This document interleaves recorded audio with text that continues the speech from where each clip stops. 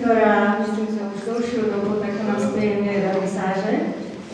A vám by som chcela poďakovať, že ste si našli čas, že ste prišli do krásne slnečné popoludie stráviť tu nás s nami sviatočnú vernisáž, pretože máme česť privítať veľmi zaujímavú výtvarničku z Rakúska, pani Gerdu Kren.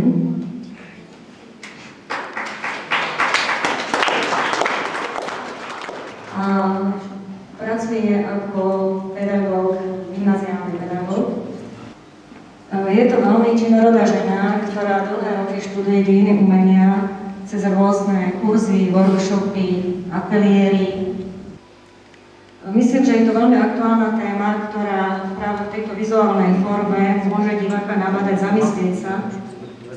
Vidíme tu aj určitý vzťah na tvorbu alebo filozofiu Andy Warhola, pretože autorka, tak ako Andy Warhol, má svoje znaky.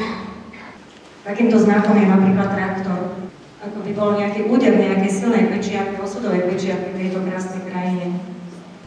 Most of his work he did not by painting and drawing directly, but on the canvas. Väčšina jeho prác nebolo iba o kreslení a tlačení. But he always used something in between. Ale vždy používal niečo, čo je medzi. He printed, that means he made stencil and took it on the plane. Používal niečo, čo je medzi umelcom a svetom. Mainly he printed all his work.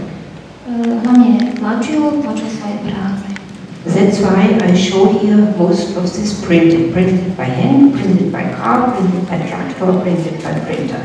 To je dôvod, prečo vám ukazujem tieto svoje práce, tlačenie tlačov, tlačenie autami, otlačky traktorov.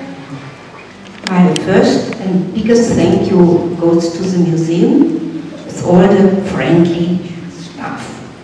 Moje prvé a veľké ďakujem patrí múzeum a zamestnancom múzea. Chcem vás povedať, že kamarát ostali. Thank you.